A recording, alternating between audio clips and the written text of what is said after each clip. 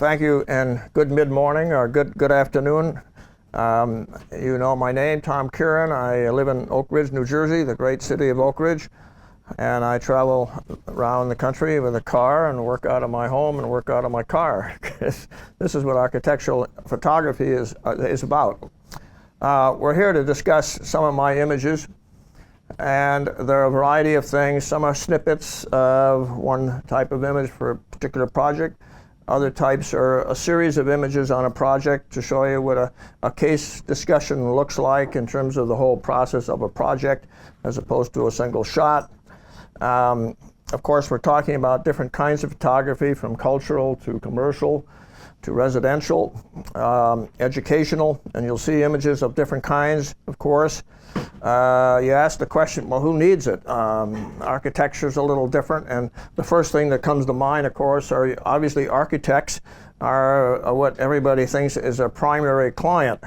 That's not really true in the long run, because you have designers, you have real estate developers, you have magazines such as Architectural Record, New York Times, of course, and publications, Wall Street Journal, all the things that I've touched on through my life and done work for. And of course, what do you use these for? Architects, obviously, among other people, like them for their websites and to obviously promote their business. They've done a project of a library or a home, and they want their next client to see that as a way of marketing their services. Here's what I've done. And photographers do the same thing, of course. Here's what I've done. Here's what I'm capable of doing. And also for proposals and presentations. They love to have photographs accompanying the verbiage in a presentation. And last but not least, of course, you have the juried competitions. The AIA, American Institute of Architects, has juried competitions once a year. And you have to have very good photography, almost architectural record quality photography, accompanying the verbiage in doing these competitions. And only the very few, of course, win these competitions. But so we're hired for different reasons, of course. But anyway, that'll come out when I start talking about the different projects I've been involved in.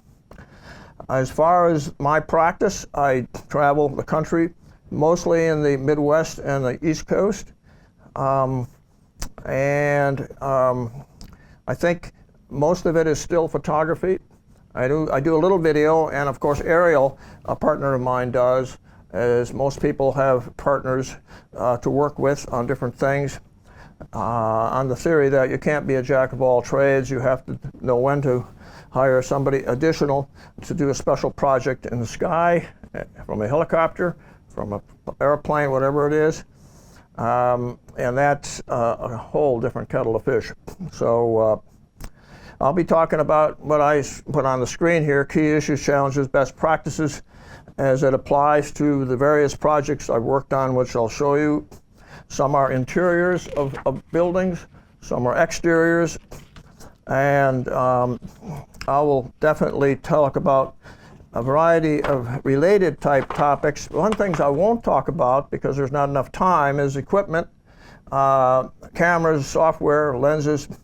I'm not going to talk about my career. That'll bore you to death.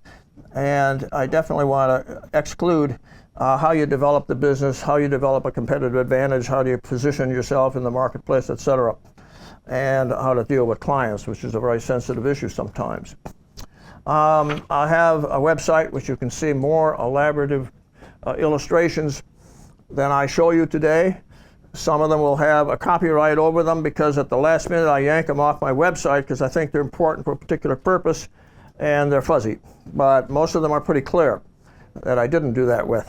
But I wanted to enhance the presentation with some additional images. And you have color calibration issues from time to time, because my computer and my monitor is different than your monitor here and your camera. So you're always going to have color shifts and differences in color, because we don't have, we're not on the same page in terms of the calibration situation. There's too many moving parts, and sometimes they don't generate the kind of color that I intended to have with some of the pictures.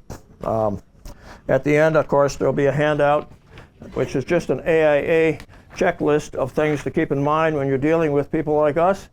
And I think pictures are here you can take as you walk out the door.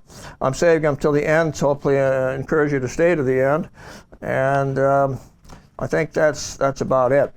The one thing that you want to consider joining the ASMP, I forgot to mention, was that you get a real shot in the arm in terms of how to license your photographs, which then becomes an asset to you in terms of people trying to access your photography, and they bump into this licensing arrangement, which means they will pay you for an image or two or many images, depending upon how lucky you are.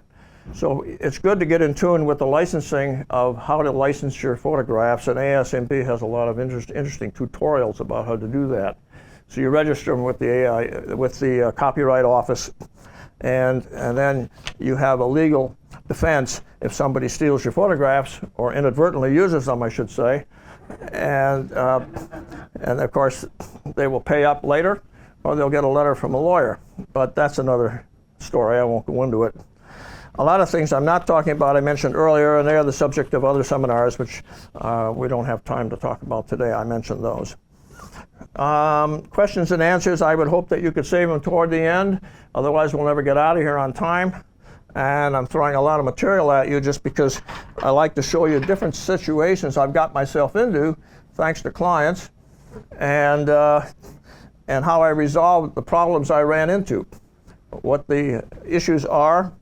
And at the end, I'll have a series of best practices that I think are not rocket science, but I think that for the novice coming into this profession, I'll either talk you into it or talk you out of it at the end of the lecture. So, but they'll be pretty harmless and hopefully very informative, as they were for me as I develop them.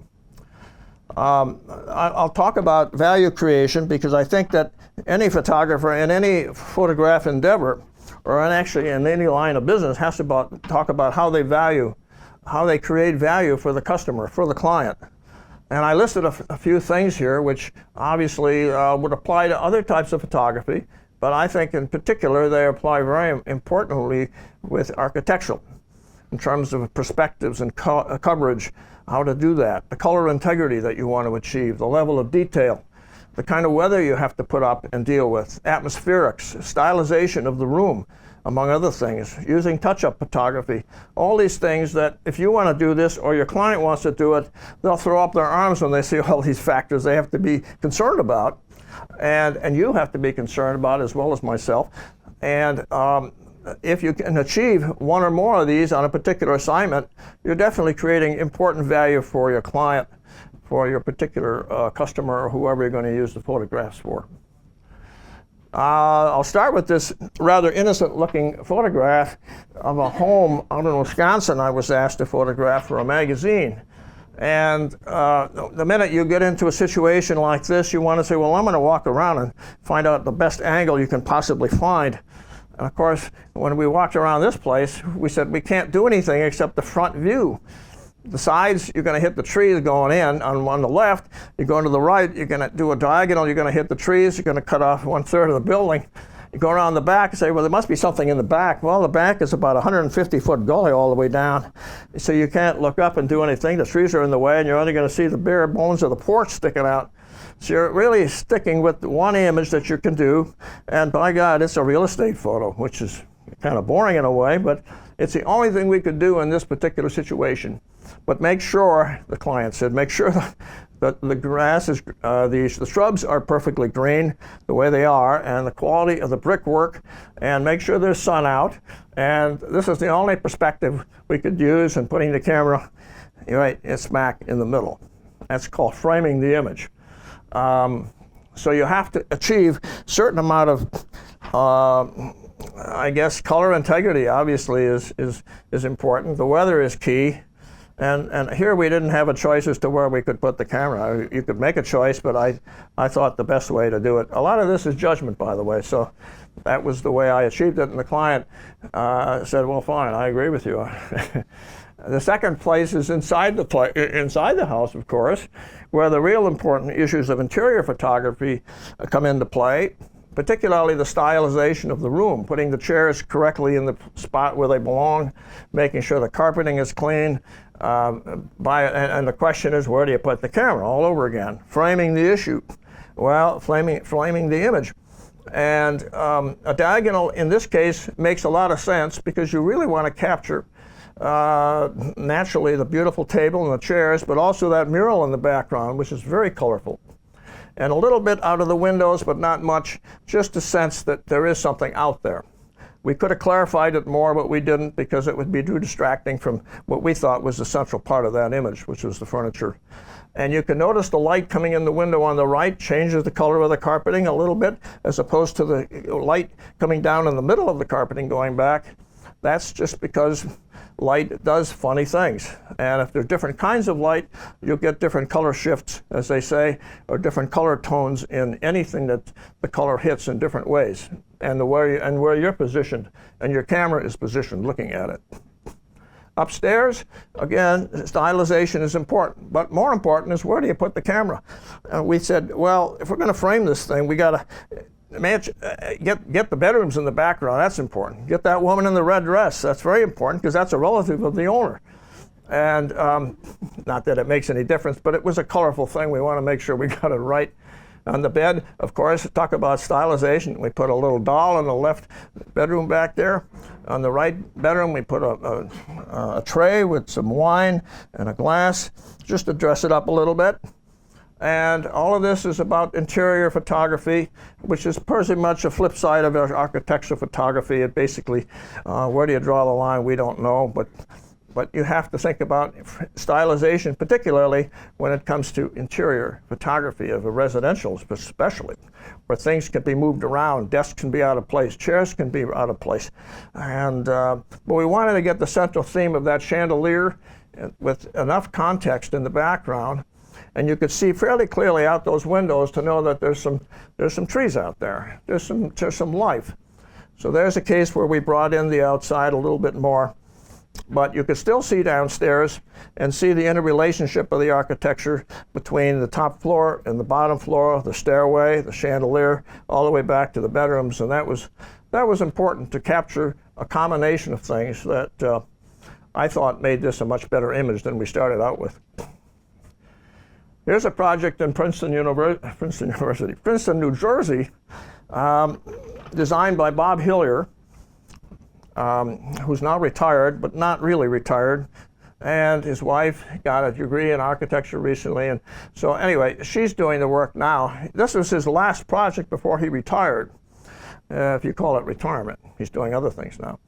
And we said, well, this is going to be an interesting shot. It's a boring looking square building, but it turns out it's two condos pushed together, and they each are selling it for $1.5 million a piece.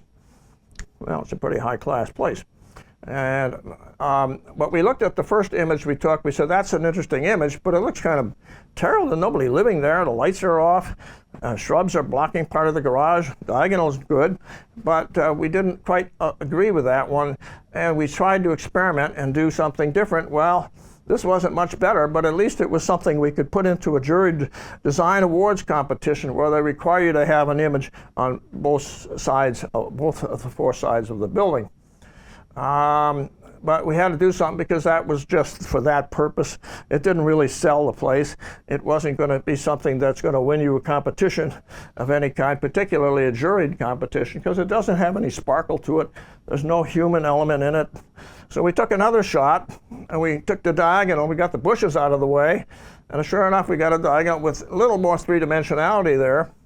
And but, you know, the lights are on, which means maybe there's somebody living there. Gee whiz, that's interesting. We lit up the garage down below. But that upper right-hand window looks like there's a guy up there with a golf club swinging his golf club. And they all joked about that, which was kind of interesting. But really, it's just a window. Looking through the window, you can see the trees in the background. But, of course, nobody knew that except us guys that told them that. Well, that was pretty much the last step of this job until we realized maybe there's a lady that came along with us, a new hire that Bob had. She's from Wisconsin, came over, just 2 weeks old. She said, I'll just come along for the fun of it and see what you guys are up to. I was with the marketing director at the time. And sure enough, we asked her to go up in that window and just stand there. Open the window, of course, and just stand there. And that was an interesting little element of warmth that we put into the image that really had a lot to do with the prize that Hillier won with this, surprisingly enough. Somebody standing up there. Well, it's a long story, but the short story is Architectural Record said, Mr. Pearson, the only reason he won an award for this thing is because that woman went up there and she had a red top on, and it sort of stood out as a nice exclamation point to this particular photograph, which I was surprised that he would come out with that comment. Inside the building is just a different story. They didn't want to put any furniture in because he didn't design the furniture, except for one thing, and that was his chair way in the back. And he designed that chair. He said, well, any picture you're going to take has to have that photograph, have that chair in there.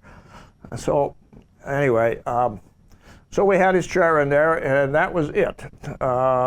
This is what the architect designed, and this is the way it looks. Beautiful floor. And the windows show obviously some good shots of the outside, and it just seemed to have, what would you call it? No stylization needed, thank you.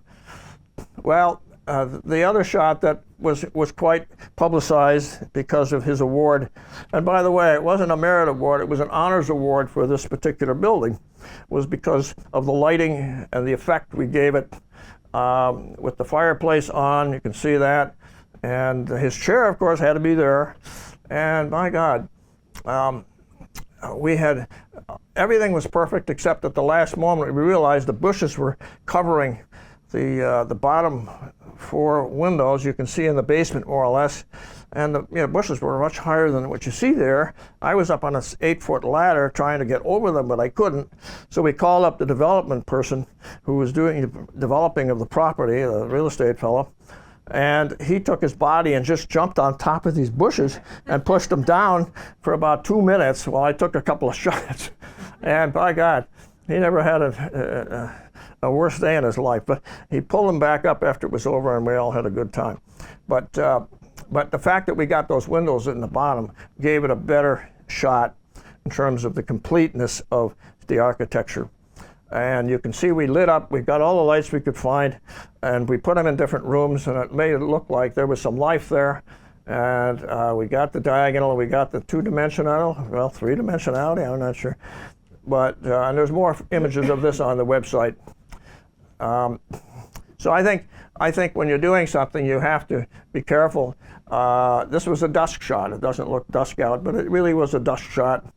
And I think the sun was over on the left, shining this way. And I like to do dusk shots. It was a last-minute thought. It was a Sunday. Marketing director, I had to attend a wedding. I was alone. I called a development guy. He came down. But these are the things you have to think about and do when you're on your own doing this kind of photography. You get on your hands and knees and one leg and one arm at a time and put stuff together that you're basically a problem solver as well as an implementer of some mushy things. But anyway, it worked, and he got an honors award for this building. And also he got a Life Achievement Award, not for this building, but because of all of his work in the last 50 years, just as he was selling his firm to RMJM, which is another story. You don't want to hear about that one. But the next shot you all know about, probably everybody and his brother went to on Bryant Park to take shots way back in the public library steps, right near the restaurant. And this is an easy one to get. Buildings are all straight. It looks pretty. Trees in the foreground. And there's some people down below you can't see because this is cut off for some reason. But there. The assignment was to do a lot of shots, both day and night, of this particular building, One Bryant Park, and also do upstairs with the offices of the Durst organization. This is a shot we did at night, trying to use a view camera so we could get better coverage by lifting things up. And unfortunately, whether it's a view camera or a point and shoot camera, you got to tilt it up to get the whole thing in, if you're close up especially. And so we did that, and look at how terrible it looks because you don't see buildings caving in on either side. Maybe you do if you look at the New York Times. They don't spend much on photographers, so this is what you typically see with that beautiful publication otherwise. But of course we changed it a little bit, and we said, well, let's let's do some Photoshop with this thing, and we tried to straighten things out, and we only got to the Wall Street Journal level of quality. Still not quite straight. And I do work for both these people, but it's the way it is, you know. And let's do some more Photoshop. We called up the Photoshop people at Adobe and said, well, this is the problem we got. What do you suggest? And they gave my assistant a few pointers. Finally, we got this. So how we got it, they're not talking, but they did it. And I think it's probably a little compressed, but they squeezed everything in. And by God, we even got the antenna on top of the building in. So there's a lot of experimentation goes on in this kind of photography that you have to have a lot of patience with yourself, as well as the things around you and the people you work with, including the client.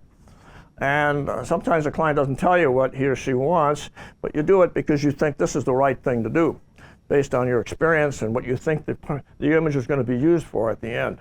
That's the key. Sometimes you don't know, but most of the times they'll tell you if you ask them. Daytime, of course, same building. We went back a little bit further. You can see the concession stands on either side are coming into the picture. We got away with that because we saw most of the building was in view, and the left and right side of that building wasn't all that important because most of the image was up higher. So I think we settled for that as a good day shot. I think I have a shot of that here someplace. Upstairs in the Durst offices, where we did a few shots, this is basically a Durst client, and Cook and Fox, of course, were a partner. They were the architects. And we said, well, this is nice. We think this is the heart of that scene. Forget that room in the back, and we want those buildings on the outside to look great through the windows. Isn't that interesting? Well, the lady of the house walked by and said, wait a minute, there's my photographs on that wall back there. Why don't you light that room up? And now we can see the chairs, of course, in the conference room sort of thing, as well as what's on that wall. So we lightened it up a lot, and we came up with this. And we said, it's kind of bright. We toned it down a little bit. This doesn't show that, but actually, it's way too orangish, I think. But anyway, she was happy with that because what's on that wall are the family pictures of the Durst organization and the family itself. So, and you can still see out the window with that beautiful building in part of the city way back. And and that's the left side of that window. The right part of that window area is a reflection of the photographs coming off the wall. So everybody seemed to be happy with that as a compromise. And so you could have it either way. You could, for one purpose, you could certainly have it another way to satisfy another particular client. There's many clients in these situations. It's not just the person you're talking to. There's also people behind the throne, and there's other decision makers you don't even see when you're on an assignment. So you have to be courteous enough to inquire. If you don't inquire, they'll definitely come out of the woodwork and talk to you about something. Downstairs on the second level, if you've been there, you see this ornament that might even still be there. We definitely want to get that because it was kind of an iconish thing that they thought was just simply beautiful. And I said, well, I think it's beautiful too. I think I'll try to photograph it. And you want to have a little context going out the left-hand side, which is a city. And but you got to get the woodwork and the ceiling correct, and you got to get as much as you can of the floor correct. And with the reflection of that gold on the floor and the lights, you can't get it perfect. But you can, as a compromise, select something like this. My version on the screen is a little lighter than that, but it does give you a sense of the people in the background, which is muted, but still there. You miss the wall on the right, but you catch a little of it. And I thought it was more important to catch the outside, the windows, so to speak, as opposed to the right-hand side. That's a judgment call. Sometimes, I think we did it both ways, and we chose that as the better of the two. Downstairs is the one that Mr. Cook thought was the best he's seen based on other photographers that went in there. But they went in there so early, the place really wasn't really, there's all kinds of little things that they do at the last minute that weren't done. The lights were hanging out of the ceiling and all kinds of stuff. We waited till that was done and we photoshopped the rest so you didn't see what we did. And it was important here. He liked the fact that we put the elevators on the left-hand side going back as a context shot. He liked the color tones that we got with the front lobby desk, the big I guess it's kind of a pinkish color on my screen. And the ceiling was pretty close to what it was, and the different shades of that redwood on the wall. Well, some of that really isn't changes of the color, it's a change of the light hitting it, so that makes it look like it's a graduation of color going up and coming down. So, but the people were interesting, because you'll deal with people from time to time, and the question is, does the architect or the client want people in the picture or not? And in that case, nobody said anything, and I said, well, they're standing there, why don't we just use them? So we bought them a pizza, gave them a $20 bill. They were happy. And they said, okay, we'll stand there like some soldiers, like we're really official there, and they were. And they had a ball just posing for us. And so the rule of thumb I use is try and use the people on the scene as your models without having to hire models. And you can have a sign-off procedure, and that's fine to cover yourself legally if their faces are in clear view, which they are. And this turned out, I think, rather well. And the client liked it. That's the most important thing. Downstairs, you've been in this building, you know it's a huge area. And we had to use a super wide angle lens here to get the right side all the way to the right, and the left side almost to the very left, to the left of the escalators. And trying to get just a smattering of people in there was what we wanted. And we started at 10 o'clock at night thinking, well, there's not going to be anybody there. We can always get 2 people to come in there. Well, there were hundreds of people going back and forth getting their pieces from the outside. As you know, they work crazy hours at this bank. And well, it's okay, let's go back and come back at midnight. So we came back at midnight, and there were still people going back and forth. We couldn't control anything. He says, okay, forget that.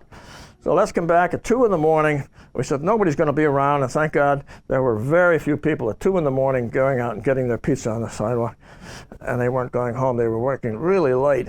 So we found a couple of people there, and we said, would you please stand there, and we'll have you sign something. And they said, yeah, we'd be happy to do it. We're in the middle of a discussion, don't worry about it. And so we did that, and it turned out, I think, rather well. We got the ceiling colors pretty close to where it should be. The little overhang there on the left turned out to be pretty close to what it really is. The wall is sort of like plaster of Paris type putty colored with the Bank of America symbol on it. That turned out reasonably well. Excuse the color shifts that you'll see because of the calibration issues. But that's the problem you have trying to put people in the picture that you don't want to hire, but you want to use people that are simply there using the building. Some architects will tell you, I don't want any people because I didn't have anything to do with people in the design of this building. I just want to show what I've designed. Other people say, well, you got to use people because it shows the warmth, the actual use of the building. Okay, fair enough. You have different people, different kinds of things. And I prefer the warmth of having people there to show people actually here's how they use the building. Simple enough. Okay. Another project we got involved with, University of Chicago Graduate School of Business in Hyde Park. And we started this project with a simple dusk shot. And the clouds were particularly, it was an overcast day, but it was still interesting enough to use as a backdrop. And we didn't have to color it any in Photoshop too much. And we had the lights on in the building, thank God. And we were on the lawn of the Rockefeller Chapel across the street. And that was typically okay. No stylization was needed. The question of where you put the camera, what's the perspective, how do you frame the image, was pretty obvious to us. Show local color, show the context of where it was taken, make sure many of the lights, if not all the lights are on. We couldn't find all the lights on because some of the offices were locked and nobody had the key. So we just took what we had, and it turned out reasonably well. A day shot, of course, is important, and you have to hopefully pray that you have a blue sky with nice clouds, and it's sort of like the storybook image that you all hope for. And it turned out, coincidentally, after 3 days of wandering around doing interior shots, hoping the sun would come out the right way and the clouds, it turned out pretty well. Just make sure the grass is green and the architecture is in full view, and so I think the weather had a lot to do with this. Landscaping has a lot to do with it. Well, and how you capture landscaping is just another kettle of fish out the window. But inside the business school, of course, the central area where all the students are was kind of like the focal point of most of my photographs, because that's the center of gravity, I think, in that building. So you have shots outside of it, inside of it, over it, but that has, in my opinion, that should be the context of many of your shots. The people who put the ceiling materials in, Armstrong World Industries, came and said, why don't you do a shot that includes our ceiling materials? We'd love to have that for our own purposes, and that's the purpose of sharing the cost of a project, to get people like this involved. But most important, it shows the interrelationships between the basement, the main floor, the upper floors, the beautiful Gothic architecture, which was a really signature thing about that building, because the campus overall is built in 19th, 20th century Gothic architecture modeled after Oxford University. They tried to mimic it with today's version of it. That's Vignoli's version. He's the architect. And I think that that was one of the ones we started with. We went up on the second level to make sure that the columns were, I used to say these were beams. They finally corrected me, said, Kieren, these are columns, not beams. That's a better way of saying these huge things you never put in the middle of a shot because they simply distract you with these. But this architecture, the Gothic nature of these columns were so important. I said, well, let's feature that in a sense, because it pulls together other things that converge into that center beam, column. And you still have the students down below, which we corralled and said, have fun, and we all got a few sign-offs. And we served pizza after this was over. They all cooperated and said, just keep doing what you're doing, and we'll just shoot a few shots, and no problem. The people that made the shades, Mecco Shade Company, said leave the shades down for some, leave them up for others. They wanted to share the cost for the shades that they make. And there were a number of other people that were subcontractors that wanted a piece of this whole thing, most of which is on the website, not here. Upstairs, of course, you're telling a story. The other part of photography, architectural photography, is you have to know what the storyline should be or is, or you develop one, or the architect should, and you don't know because he doesn't or she doesn't know, and they didn't do it yet. They want copies for the files, or they want something for a magazine. A lot of this hasn't been developed, and yet you're supposed to go out and create images. So we created an image here because we knew the dean of the school, Ted Snyder, wanted to create an image where there's a good one-to-one relationship between the student and the faculty member, which is something that the university never got a reputation for in the past because they thought it was just a bunch of eggheads, and the students got instructors that were about 22 and a half years old. And the PhDs that got the awards never really talked to students very much. So this tells a story for the admissions catalog that when you come to this school, you're gonna meet a senior professor, and you can obviously learn from that professor one-on-one. And you still have the context of the center of gravity down below, where the students mingle in what they call the courtyard. This is the Goldman Sachs reading room. The only fatal flaw of this picture, as you probably know, is the ceiling. The lighting in the ceiling creates a cloud up there, which is really the way it looks. But ideally, you want to shut some lights off, put other lights on, shoot it with the lights off, shoot it with the lights on, so you can create a seamless ceiling with all the panels in place. Except that we didn't have the option of turning different lights off and on, so we left it the way it was. To do a Photoshop thing in this, to take that cloud out, is a major operation, and nobody wanted to pay that bill. And most important, they didn't want to use the top part of the picture. They only wanted to use the beginning of that curved arc and all the way down, because they wanted to feature just a bird's eye view of that classroom with the desks and the tables and things like that. So it was not an issue. Normally it could be an issue. Another shot of context with people coming down the stairs, using people where we didn't have to pay for models or anything like that, and we didn't even have to have a sign-off procedure. We had the context of the garden in the background with the architecture and everything, and it turned out okay. The last shot we did, of course, was a night shot, which turned out reasonably well. We got the lights of most of the place of the offices on. The street going up the left gives it a little context. That was pretty much the happiest compromise we could do, while still looking at the curved architecture inside the top part of that building in the middle. If you look closely, which some people did, and saw the actual Gothic nature of those columns, it really is an interesting, transparent look of that kind of Vignoli architecture. Princeton, of course, is another little puzzle. because of that building in the background, which was not designed by Frank Gehry, which the building I'm showing you here was. And the question is, do we leave the building in or do we take it out? Well, that comes later. But right here we left it in because the university insisted we have their building in the picture as well as the new building. So we didn't fool with that. We did later, however, for another purpose.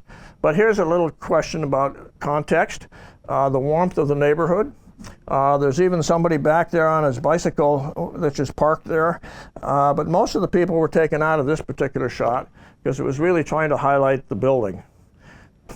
When you approach any project like this, you want to walk around the entire building because in this particular case, every angle of that building, side by side, gives you an advantage of shooting another beautiful shot of a different part of the architecture, which many buildings don't give you because they have a nice front, but the back is kind of weird, kind of plain. Here's a question where if you walk around that building, every angle that you see there is probably going to show you a different kind of architecture.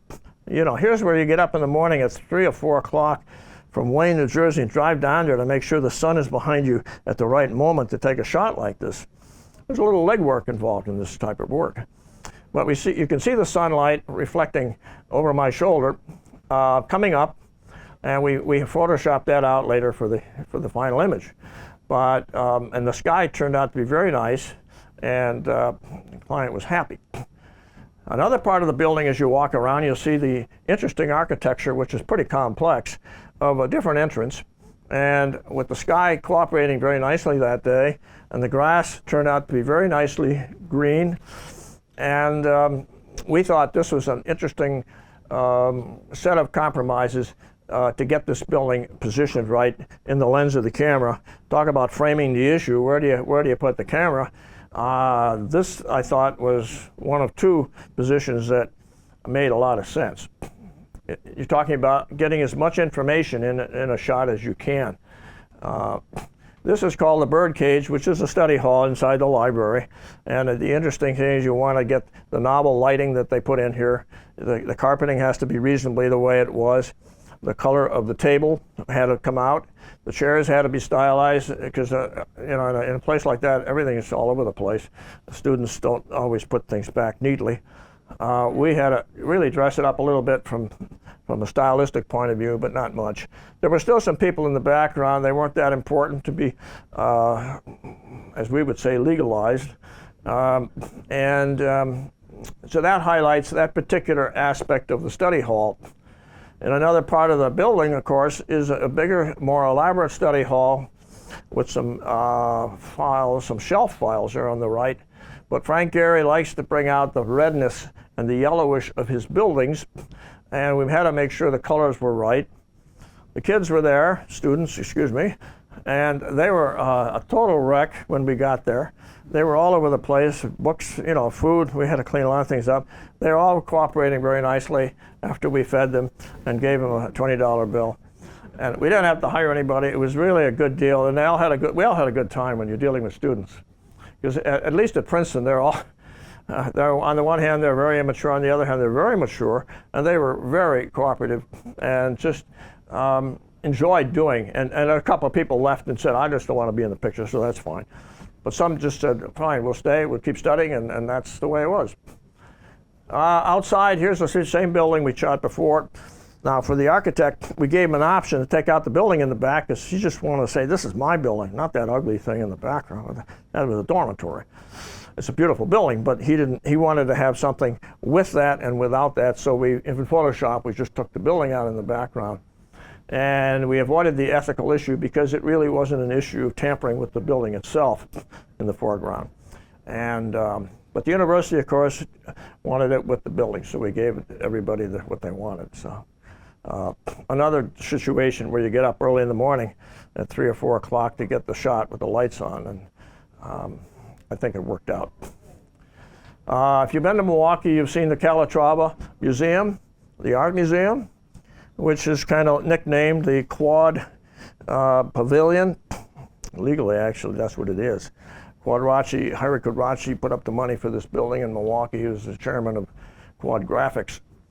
And here's another situation where you can walk around the entire building and see different beautiful views of this building because it has so many aspects of it. Basically, it's a boat on land and with wings. How many times do you see a building with wings?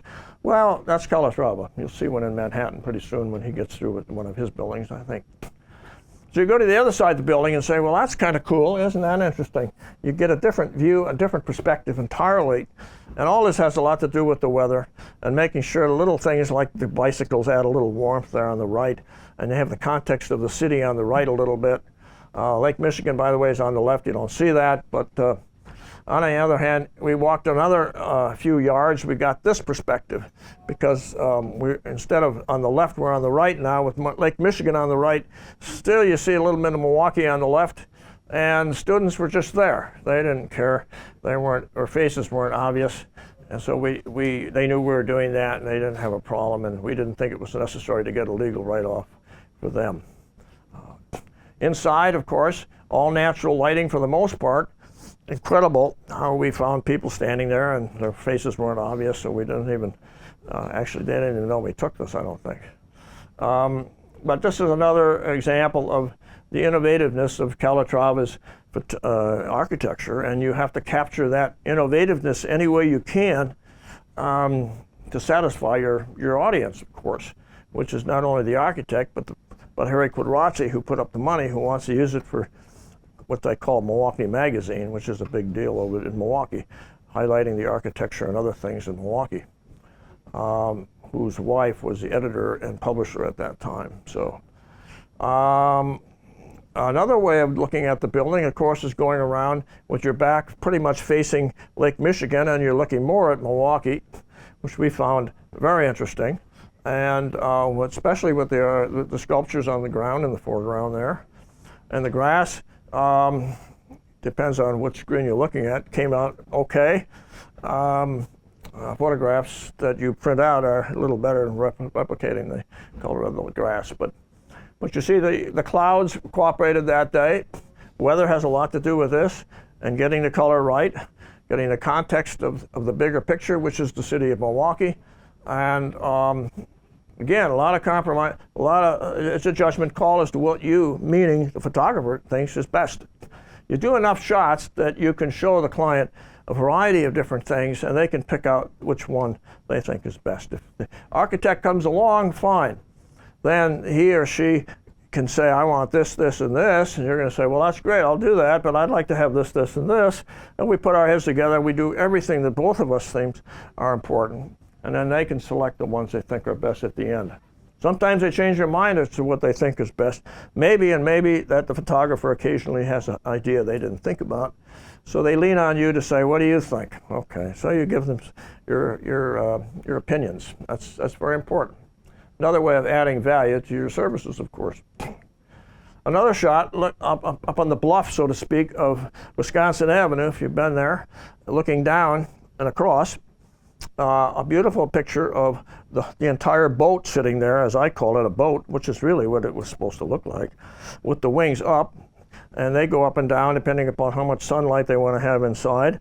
And you have the old museum as context on the left, the old Saarinen Art Museum, which is still there and being used. Part of it's a war memorial, but I thought that was important to put in the picture because it highlighted a little bit of the history of Milwaukee in terms of the old as well as the new. And you had a good landscaping shot of the foreground, had some people walking across the deck, whatever you call it, the bridge. And actually one guy was waving at me, and later on we took his arm down in Photoshop just to make it a little more subtle. The last shot we did, of course, was on a boat. We wanted to get the old museum and the new museum, plus a lot of shot of Milwaukee in the background, and then good clouds, fortunately that day, with blue sky a little bit, and the water in the foreground, and I thought that was about as much information as anybody could possibly get with that particular project in that particular context of Milwaukee. The only shot we didn't do was to do the same shot at night with the lights on, and we didn't have time, and we had to come back another time. We didn't have time to do that, to get them to turn the lights on up until 8 or 9 o'clock. That, if we go back and do it, that would be the one I would ask them to help me with, and that would be kind of cool to have a night shot, I think, of that.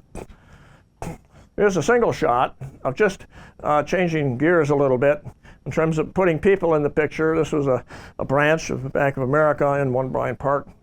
And you'll come across this where you say, well, these people are getting in the way, or they're helpful. And we thought they were very helpful, just standing there, sitting there, doing what they were doing, and we didn't have to even get any sign-offs legally because their faces weren't showing. And the purpose of the image and the project was to get that arc, that circular ceiling chandelier, they called it, in the picture, because that was a big deal from the artist's point of view. The designer, a Texas designer.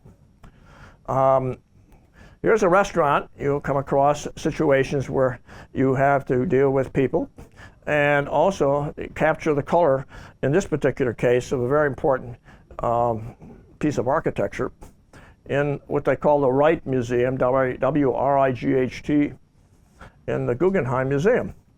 And the bartender cooperated and turned his back. The people eating just stayed where they were. They signed a little thing about the legal thing. And the other people, faces weren't showing. And we captured what we thought was the center part of that. Of course, it was the curvilinear of the ceiling, which we found very interesting to put kind of in the center of the picture to some extent. And I thought it was a beautiful restaurant. And you stylize the tables. Takes work. You have to bring an assistant sometimes, and they help stylize, put the silverware and the plates in the right spot and all that sort of thing. It doesn't happen automatically. Sometimes you just have to do these things yourself, depending upon the condition of the place when you get in there. And this is, I think, an even a better shot because it really focuses on the nature of that curved ceiling arc, which I thought was really precedent-setting. I've never seen this before in my life. Going out the back door, which is behind me, going out the front door, which is behind me, capturing still the multiple colors on the right, and the bartender on the left just turning his back, and the other people just continuing eating. I thought captured another perspective that was important, keeping the color in mind and also doing the stylistics with the tables and chairs, as well as making sure there were people in the picture, which we didn't have to worry about because they were just there. So it was really a gift. Public schools are, with one client, are a big deal. And we did two shots, one of this in another companion building down the street, PS 305, and I think the other was PS 306 or 304, I'm not sure. But we didn't go with this shot because it was a little too cold looking.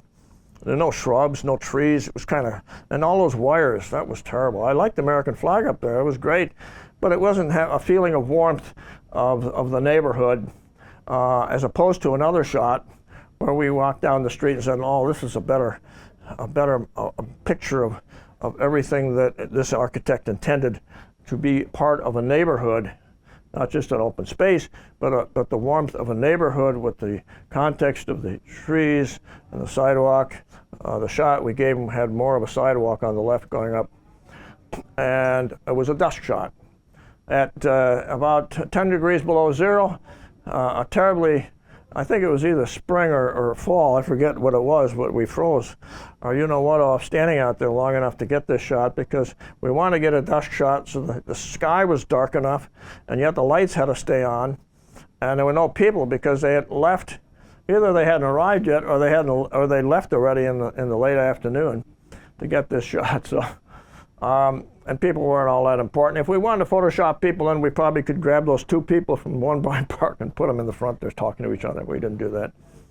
But those are the things you can do. We did take the wires out, though. You can almost leave the wires in this particular shot. But we did take the wires out, and I think it looked a little bit better. And you're not misrepresenting the building, so there's no ethical issues here of changing the building itself. So I think it turned out pretty good. This is Princeton University again. This is the Carl Icahn Laboratory. It pretty much is self-explanatory, but if you haven't been there, it's a puzzle. The louvered doors, of course, swing back and forth because there's a lot of sun coming in from the left, zeroing in on that building for much of the day. We made sure a couple people were walking out, and the trees were particularly green, that's good news, and the grass was about to be better than it is now, but not quite. It was green, but when it's really good, it was much greener than this. Inside, of course, you see the louver doors on the right, and the chairs. We settled on putting the chairs where they are. And way in the end, this is a Vignoli project again, but way in the background, you see that black thing sitting back there. That was a Frank Gehry exhibit, which people got into. There's a little room in there and studied in there. It was like a study room.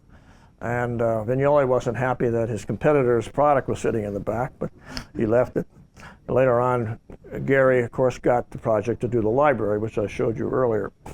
So the university samples different architects throughout its history, and so Gehry has his 15 minutes of fame, more than 15 minutes. This is a shot you may have seen if you've been to the AT&T complex in Bedminster.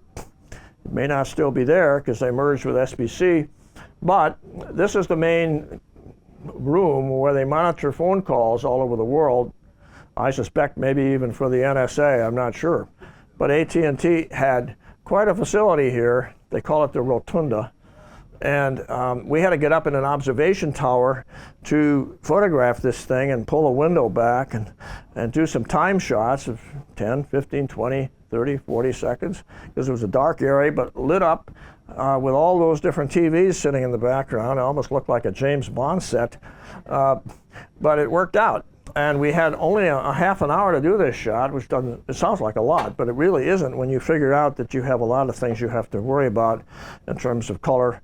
We couldn't do much about the stylistics. The people kind of took off and left. There were a few people that stayed, and yet you had to make sure you got this done before the next tour of people came through, because they gave tours in this place every half an hour. So it worked out. We worked quickly, and I think we achieved what we wanted to do. This is the Global Center of Operations, they call it, the Operations Center. Princeton again, this is the new chemistry building where you walk around and see different angles, different perspectives. The more you walk around things, you see, God, it's like a candy store. Well, there's so many good things going on here. What do I do? We started with this. We ended up going a little bit further around to the left and captured this image, which I thought was a pretty good image of the design of that architect. Oops, good.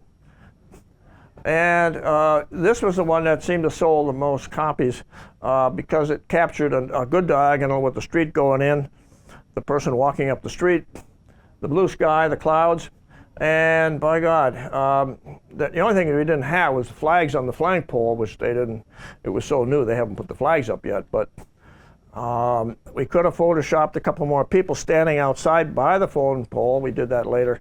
It's not in this shot, but this is a great little, if you ever get over there to Princeton to look at the chemistry building, inside, an interesting view of the clouds that are up, the white, I guess they're silk type material, textiles up there, almost like bubbles.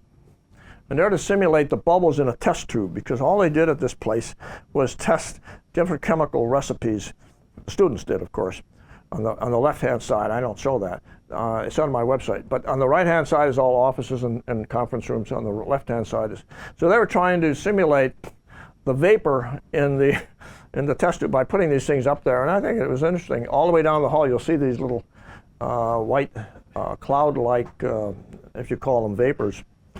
But the important thing is to capture as much information here. You got a beautiful little set of stairs in the middle. You've got the picture of the person that was named after in a little photograph there. You can hardly see it on the right. And you have a television screen that tells the whole story about this building. And of course, you go downstairs, you have the stairs going down, you have a couple interesting scientific offices down there and experimental laboratories. Switching gears on you a little bit, this is a one-shot deal I'm showing you today. This website has a number of other images about the Frank Gehry building on West Street. We had to get up on a building across the street. This is a Wall Street Journal thing. They did pay full freight for this photograph. And it turned out we got the line straight because we didn't have to do anything. We were far enough away. You don't have a problem with perspective control or anything like that. The context of the blighted neighborhood, if you will, was unfortunate, but that's reality. And the whole building looked like, God, a diamond in the rough sitting there. It was a gorgeous thing. And all the windows are snow-pegged. And they're snow-pegged for good reason. That is the sun coming in over the river from the west really is very powerful. So when you get in the building, you see almost like they're blinds. And they do have blinds on many of the windows, but thank God it's snow-pegged.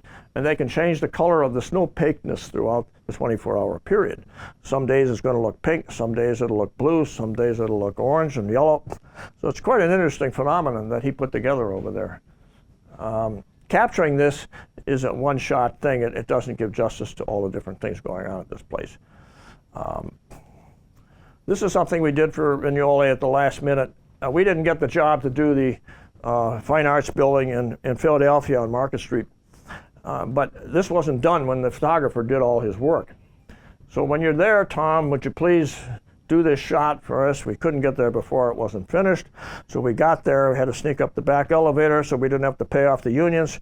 And so we did this shot. There was no air conditioning, of course, it wasn't installed yet. And 120-degree temperature, we're sitting there sweating. When are we going to have people walk by that we can use? Finally, a couple walked by with their child and just leaned over. He said, "That's a great shot, let's try that." And there were 3 other shots we did, but that was the one. And it's important because it highlighted the circular way of the ceiling, the glass ceiling structure, and also the matted finish, the matted, what do you call them, the multi-squared matting that came down. You can see it in there, which is quite innovative. I didn't stay around to figure out how that was done, but we just photographed it because we thought we had the right perspective. We got the right lighting because it was a great sunny day with clouds, and we thought the context was just fine with the trees going down the right-hand side. And again, you have limited options. You have to choose very quickly when you're under tense pressure of not only weather, you want to get out of there, and yet you want to stay there for the right shot. Anyway, these are interesting pressures that you face, and I think it worked out.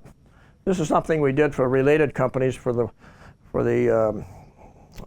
CNN building, and we just wanted some shots to show to highlight some of the retail shops that they wanted to have some images for Time Warner building to sell more retail space. So that was in one of their publications we did. This is a courthouse, another set of problems. The lights, of course, shine hanging down, and they're shining up, and they reflect off the ceiling, which they're supposed to do. But they also leave a little cloud up there that says, well, they're not quite that transparent, are they, those clouds? Well, some of them are on this shot, which is good. The ones we did with digital didn't turn out well because there was a bunch of blobs up there. We changed over to film and said, oh, film, they tried that, we tried that. It was much more transparent and gave it more accuracy of actually seeing the outline of the tiles through those blobs. Not in all cases, but much better than we had before. And we couldn't turn some lights off and some lights on, because even if we did that, we'd have to relight the ceiling, and then where are you going to put the lights and the ceiling? And it's never going to be uniform, so we decided to leave it the way it was. And it turned out the client was just happy because he said, well, it is what it is. Okay, thank God he said that. And that turned out reasonably well. The carpeting came out pretty close. The furniture came out almost on perfectly in terms of the color. We had to do a little stylizing, but it wasn't that big a deal. Inside was a courtroom. We did a couple courtrooms for them. Not the big one, but the small ones. And you can see the lights are different here. There's sconce lighting you're going to run into, and that again shines up against the wall, which is supposed to do, and then bounces off the ceiling, which is supposed to do. But in this case, it wasn't that dramatic that there were blobs up there. It was reasonably transparent, and thank God. And the carpeting turned out reasonably well. The other one, of course, with our back to the wall, facing the other part, the other side, was interesting. Here's stylization all over again. You're going to have to climb over some of the problems you have in these rooms. The desks aren't always turned right. The chairs are spring-loaded. They don't swing back correctly. You got to tie them down so they all point the right way. The TV screens have to be blackened. The judges' papers are all over the place. The jury stuff. So you got homework to do when you get there. A couple lights are burned out in the background. You got to Photoshop a couple lights in. So there's a lot of work involved in architecture photography if you want to do it right, to actually make things look better than you found them. And that's part of the job the architect hires you for, or anybody hires you, to make it look better than it really is. Not to change anything in terms of what was designed in the architecture, but simply to clean things up and make it as good as you can possibly do. This is what they call an accent shot. They were so enamored. Once in a while you'd be asked to do a small piece of something because they put a lot of work into that, how the ceiling joints come together. And including the manufacture of the ceiling materials, which again was Armstrong World Industries, like we showed you earlier. Here's the judge's quarters. You got to bring in a computer for the desk. You got to dress things up, put flowers on the table. Whether you have the shades up or shades down is another issue. We chose to put them down because there were so many things outside we didn't want to show. Plus the sunlight would come in and distract the viewer, putting shadows on the floor and sun, all kinds of distracting issues, so we put the shades down. And I think and the bookcase is another issue. They don't use books anymore in law firms. They use computers. Yet they keep building bookcases in all these offices. So we said, well, let's bring some books along. We brought 150 books along. It didn't even make a dent in any of that. So we took all the books out. Let's just darken the damn thing. And so we darkened it. And it was the best compromise we could have achieved, I think, is to leave the bookcase the way it was, darken it, and everybody was quiet and nobody said anything. So that was fine. Best you could do. Here's a case where you find this is at Montclair State, a beautiful little athletic center they have there. How do you deal with reflections? Well, you don't do anything. That's the bottom line. But you'd like to do something by photoshopping those reflections out of there, but that's a mammoth job. Come at nighttime, maybe you eliminate it. Nighttime, you have a different set of reflections. Not going to do anything. So you leave it the way it is. The architect, that's the way it is. That's the way I designed it. I accept the reflections because that's part of the beauty of this place. Well, thank God he said that, because we couldn't do anything about it anyway. But it turned out that that was the best we could possibly achieve. Upstairs, you had the reflection of that floor, which is an orangish looking floor, hardwood floor, beautiful floor, but it reflected all the way up in the ceiling. We couldn't do much about the reflections except change the color tone of the ceiling, but that isn't really the way it is when you walk in there. So we said, well, that's really the way it is. Let's leave it. And we did. And we found a runner running around the track. And we said, that's good, a little human element. The lights were on. So the whites came out okay. The other colors were on target. You know, this is the way it really looks. And that's what we ended up with.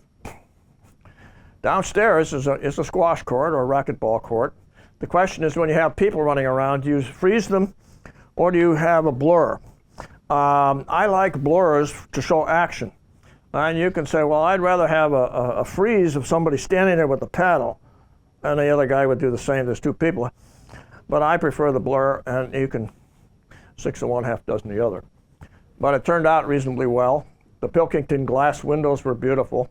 The hallway was context, and I think it pretty much gave you a sense of action, which is another way they would use the photographs for that purpose in their admissions catalog and other publicity they wanted to highlight with this new building. Here's a home for battered women in the Bronx, and that's a very kind of you don't tell people what the name of the building is, and you don't show any people because they don't want to come out at night in the Bronx area, which is very dangerous in this particular neighborhood. So you try and do a dusk shot with no people, and still highlight the local color as much as you can. And you notice the trestle tracks up in the right-hand corner. We wanted to include a little of that. And of course the walkway lines, the white lines. We'd love to have people walking up and down the street a little bit, but nobody wanted to do it because they didn't want to come outside. And across the street you had all these people with different repair shops, some of different reputes, and it was not, so we got in and out of there. It was reasonably safe. But it's an interesting building. It's a Giuliani Partners project, and a few of his friends put up the money for this beautiful interiors. I think I have some shots of the interior on the website. But of course, in the daytime, it's a different story. And we had somebody walking down the street, and great clouds, blue sky, and trestle tracks were a little more evident. And this turned out pretty good, because the trestle tracks now reflect all the way down the street, which I thought was an interesting context of local color. Up and down 287, you'll see this Aventus building. You look for things that can highlight which have impact, that highlight the nature of the building. In this case, it was the walkway between the two buildings. There's another building like this behind me. We couldn't show both at the same time and still get the impact of this walkway. And where do you put the camera? The season is important, the weather is important. All these things you have to factor in before you take a shot like this. This is, you'll see up on 287 in Mahwah, the Sheraton. If you drive by there, getting the timing right. The weather obviously has to be good, but the perspective, the only place we could put this thing to make it, the camera, was right smack in the middle. Again, you have to judge it in terms of the timing of the day because of the shadow that would reflect on the right-hand side of that building. We did it at a time when there was not much shadow at all on the right-hand side. And there were a couple of shots we did where ducks floating in the water here and the boats are in the background. The flags were flying. We thought it was as good as we could do as an architectural shot for a publicity thing that Sheraton wanted to do with a number of shots we did. This is a hospital, and this, talk about the calibration issues, but it's a little fuzzy. But basically, it's a home for, it's a hospital for women in Lake Success, part of the North Shore Jewish network of hospitals. A beautiful curved type front, and inside you have, I think, beautiful set of colors and well laid out interiors, the lobby, of course, and other shots that are on my website. But looking at it from the other side toward that front, another way of looking at it to capture more information about the back of this building as opposed to just the front. And of course, on the way out, the other half of the building, we had to show the Zuckerberg wing, which is another donor that put money into doing the other half of that building, which is very interesting. We found some people just walking out, and it wasn't a legal issue, so we just left the color. We got the colors right, I think. The perspective I thought was good. We put the camera where it belonged, I think, where you can still see the little of the on the right-hand side, the desks there, and you got the outside, and you got, I think, a pretty good shot of the architecture with the different columns all the way down. This is a shot you'll never see again, probably, because nobody goes over to the Ozone Park, Queens. At least it was my first time over there. And it's really a maintenance building, which sounds pretty boring. Maintenance of what? Maintenance of equipment the city uses to repair streets, to repair a lot of different things. And this is the inventory section where they eventually will hang a lot of stuff and store things, which won a lot of lighting awards. It's called the Sunnyside Maintenance Center. I think it's Sunnyside. A Grusin Sampton design. And you had to get the colors right because some of them were yellow, some of them were putty-like gray or tan. And the thing is, this place has a lot of light that they don't pay for because it comes from the sky, almost like 15 hours a day when they're there. And they have a couple lights sitting around, but basically the awards were given them because it was laid out and designed in such a way that the cost for energy were practically nil. I mean, the city has never seen that before in anything they've ever done. And looking upstairs on the other side of the building, looking down upon the workroom where they actually do the work of repairing the different automobiles or equipment or machinery that comes in. And still providing a little context. Where do you put the camera? I always like a little context of something in addition, showing the hallway down the left, as well as through the windows, seeing what's really going on down below. Okay. I talked about, I don't know how much time we have, but we're almost 2:15. That's fine. I was going to show you a case study. I can do that later if we have time. But I talked about creating value, all the things you have to consider to improve your relationship with the project as well as the client.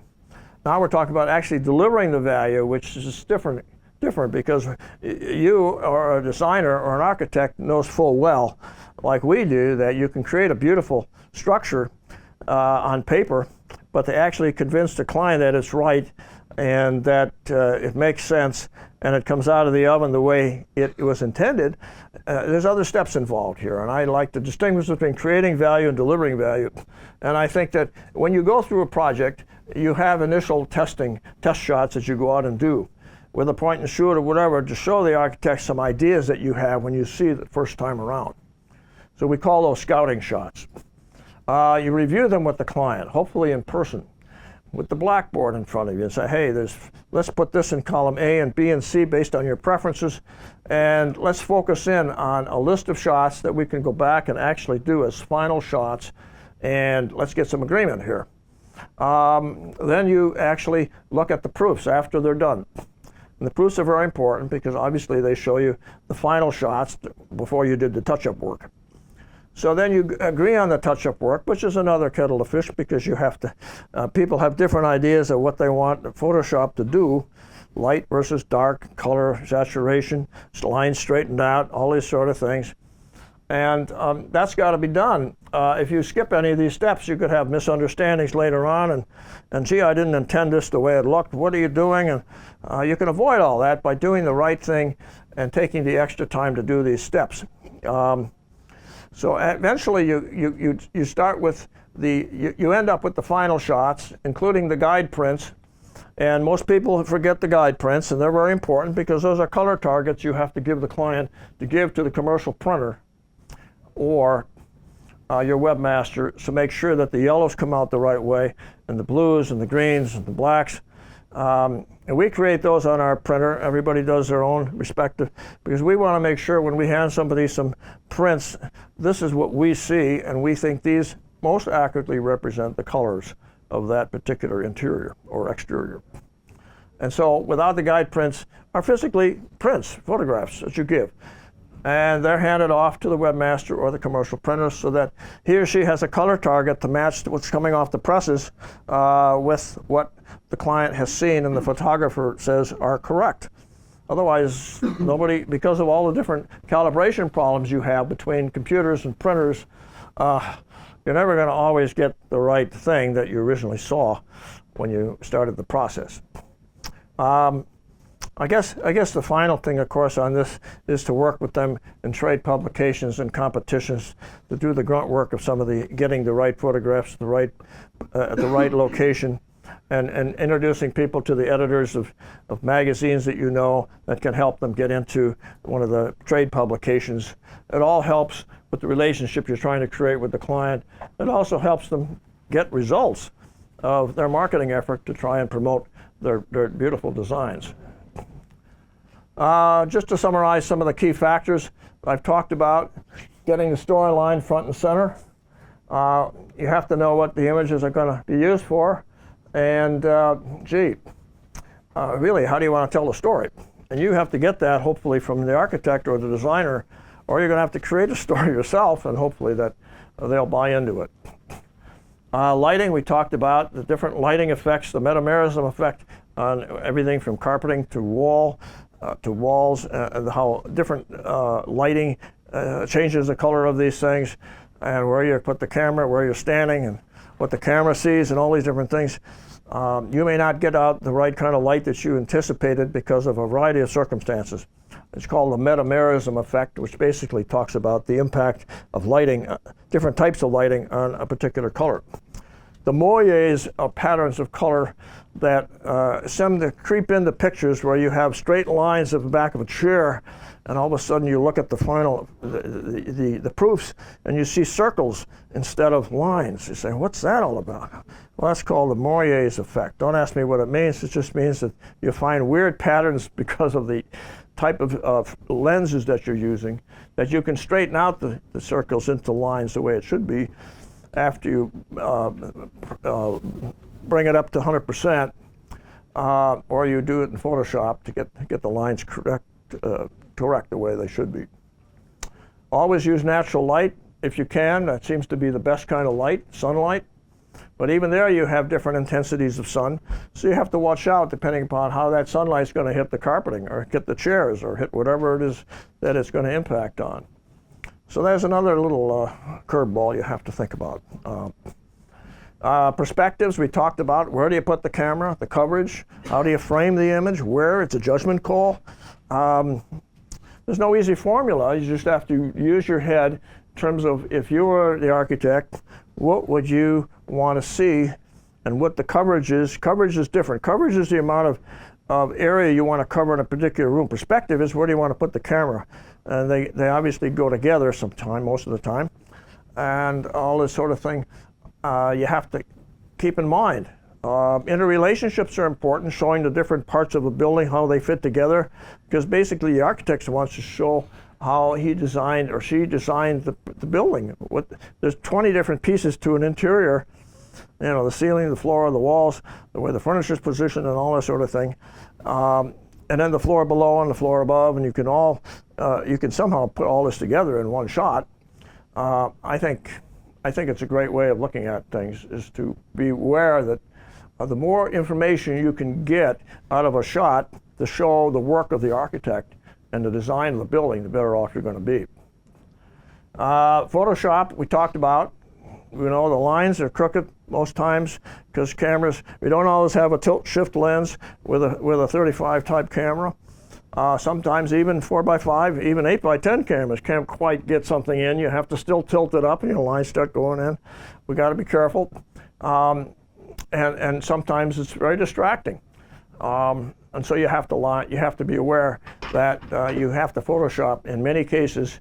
The problem is too much Photoshop is a no-no because it becomes obvious. And in the jury design award competitions, a judge will know if something's too touched up. And if that's the case, they'll zing it out and you'll never even get any mention that you were there, period. I mean, you're not going to get an award, obviously. So you have to be careful with Photoshop. But at the same time, you want to make the building seem better than it really is. And so you got different interests here. We talked about atmospherics and weather. That's pretty much a given. Dusk shots, super wide angle panoramic shots. We don't talk much about video, but that's an important consideration. That's not to be talked about today. And aerials is another way of looking at things. We do aerial from time to time for architects doing proposals of a new building that they'd like to propose to a client, a developer, let's say. And so you have to pretty much get up in a helicopter and take a lot of shots to get some shots that will fit into a mock-up of the city, in one case I know. And so the building that you photograph is put into the middle of this mock-up where the other buildings are photographed the way they are, and then there's a hole, and then they put your photograph of the mythical building they're about to propose that they designed right in the middle. So some of that is on the ground, set of shots. The other is up in an airplane, depending upon what story you want to tell. Do you want to tell what it's like to look out the window of a 120-story building, an apartment building, when you're in the bedroom? Well, then you have to have a shot that high looking out over the city as if you're looking through the windows of that building. So that's a pretty expensive process to get up in a helicopter at $500 an hour, but it's worth it if you want to sell a project. I was going to mention video briefly, and most people haven't talked to me about video as far as clients, and I think that it's becoming in vogue to talk about it, but nobody wants to spend the extra money to do a video, which is a little more expensive because there's editing involved. And if there's an interview of an architect or designer or anybody, then it makes sense to interview somebody with a video. But to do a video of just walking around the interior of a building, I don't see much of that happening, not yet. Although I've seen one example out in Colorado where they did a beautiful shot of a museum. Aerial shots, of course, are selective under certain circumstances, can be very effective. Using people we talked about, and it's always good to take a legal document with you if you're going to do that, to have people sign off if you think their faces are going to be in the picture. If not, you don't have to worry about it. Certainly if you're on public property, you can shoot buildings.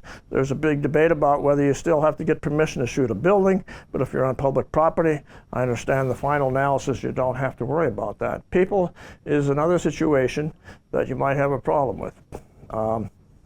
And I always typically use as people that are already there because it shows a very natural use of the property of the building as opposed to something that's contrived.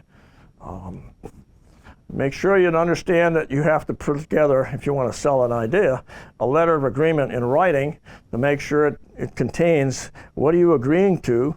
You're going to do this and this. It's going to be a number of shots. They're going to be at this resolution. You're going to do some night shots, some day shots. How many do you want final shots coming out of the oven at the end?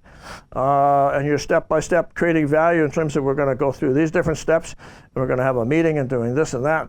And usually it's a 2-page document, which pretty much the architect or whoever you're doing the work for signs off on because they have an understanding. It's not perfect, but at least it's better than a handshake. Oh, just a handshake. That's interesting. Well, I don't remember saying that. Well, you did say that. Well, you want to avoid all that contentious commentary later on by having something in writing. And make sure you figure out what the hidden assumptions are in each of these value creating factors we talked about earlier to get it right at the end. Licensing, of course, you've got to figure out if you want to, if you're in ASMP or other ways of getting into how do you do a license agreement. That's important to know what your rights are as a photographer because you own those photographs, whether you have a license or not. But if you don't have a license in writing and you don't register your photographs with the Friends in Washington, you won't get a lawyer to support you and represent you. And so you want to definitely get not only photographs with a license agreement with the client, but you also want to register them with our friends in Washington at the Copyright Office. Very important. This is always a mushy area, but you basically have to hope that you have the chemistry to work well with a particular architect, designer, whatever. The relationships are important.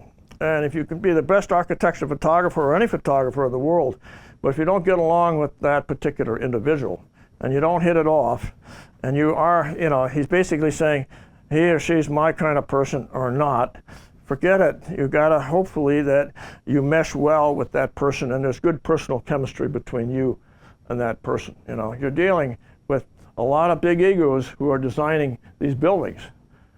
Big egos that we don't even understand. I don't even understand these architects sometimes because they're in another world and they got 20 other concerns and they're trying to generate new business. And then you come along and want to photograph stuff because somebody asked them in the marketing department.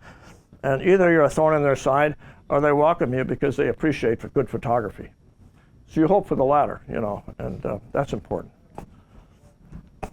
Consider sharing costs. Obviously, everybody wants to lower the cost of what they pay us for, and we do that by trying to incorporate the interest of the construction company and the people who did the interior work and the consultants they hired and other people that manufacture the products, like Armstrong did in a couple cases, so that the cost per image comes way down. And you may be able to pay, like as a client, 25% of what you'd normally pay because you're 4 or 5 other participants involved in sharing the cost because they want to use your photographs for other purposes, for marketing, of course. Okay, I've pretty much said what I had to say so far. Yes? How do you set your fees? Hourly or by project? Fees. Well, let's see. We're not supposed to talk about fees. Huh? Since you asked, fees are based on one of two things. I think some people have a per diem approach. I think that's an outmoded way of looking at it. I use a per image approach based on number of images and the usage that you say you want to put into the license agreement. And it's called value pricing. And if you're only going to use an image for your website and you're not going to use it for all these other things, then the price is one thing. If you want 5 images, you want 5 images with multiple uses, including magazines, internally generated marketing materials, that's another price. Okay, it's based on the usage. You're going to get this much benefit. You're going to get a price that reflects this benefit of that. So I think it's better to use that approach because I think the architect can understand better why he or she's being charged with and it's variable, somewhat variable. Now you can also combine a per diem in a variable also by attaching the licensing thing to the per diem and just say, hey, there's an average divided by a number, and come up with something similar, I suppose. But I never liked that per diem approach because it just smacked of being a one-size-fits-all type of thing. Maybe it isn't, but in the eyes of the architect, I think it could lead to misunderstanding. But I have people that would disagree with me on that. So I use value pricing approach, and you say the licensing is going to be used for 3 things, and you want 10 images, and we kind of meld it together in some kind of a weird formula to come out with, that's the price for so many images under the circumstances you told me about in terms of usage. And you want to use it for 5 years or 10 years or 1 year. That used to be a thing that people would worry about. I don't worry about it. I pretty much say unlimited usage with no time limits. That's part of the deal. And you hopefully can charge for that. Other people will say, well, the other aspect of it is, what if they want to do an ad in a magazine? That gets a little hairier because they'll understand a little bit more about how many times you want to put it into a magazine, what size is the image going to be, what's the circulation of the magazine. That gets a little hairier in terms of trying to get compensated for all the things that you could be being exposed to when they put it in an architectural record. Typically, it'll only go in there once anyway, but they might have other magazines they want to spread it around. They won't always tell you what they're going to use it for. That's the other trick, because they don't want you to know, or they don't know themselves, and so you don't know what the price at that point. And you don't know what the competition's charging, because there is none. You got the job, or maybe, hopefully, we'll get the job. So you have to muddle around and find out what the market will bear. And you have to experiment, you know. If you know the person well enough, you can say, hey, there's 3 different approaches I can use. What do you think? You know. So there's no slam dunk answer, I don't think, to that. And there's seminars that talk about negotiation and pricing, but I don't think they come up with a slam dunk answer. Yes, one more question? Shooting in a hospital, are there any extra precautions to take because of patient issues, confidentiality? What kind of permissions do you have to chase? Well, yeah, I see what you're getting at. It's a good question. Some hospitals don't allow you in there with a camera, period, because of the sensitivities of the patients. And you still have legal issues to cover if you do want to include somebody in a wheelchair or somebody on crutches, obviously. Either you don't put them in the picture, and if you do, you should talk to them about, can we include you, because you symbolize what's going on in the hospital, and it's important. So I would definitely get a sign off on anything where their faces are evident and can be identified. Or if you do leave them in, you want to Photoshop over the faces so that they're not what they are. The face has changed a little bit. You know, maybe you blur out the face. You know, depends on what you're using the photographs for. So I would be cautious about inside of a hospital, particularly. I've come across situations where they wouldn't allow any cameras in. Well, if you admit the right president or the executive director of the hospital, he might give you permission, but make sure you don't photograph any people. The Weill Cornell Medical Facility up in Washington Heights, I think it is, I had that situation happen, and make sure you don't include any people, and that's it. In the case of the hospital I showed in here, the faces weren't that evident. I didn't think it was important to worry about it. So anyway, I think that's about it. I appreciate your time. Thank you very much. Whether you're a hobbyist or a professional, B&H has the answers to your questions. Experience a world of technology at our New York City Superstore. Connect with us online or give us a call. Our staff of experts is happy to help.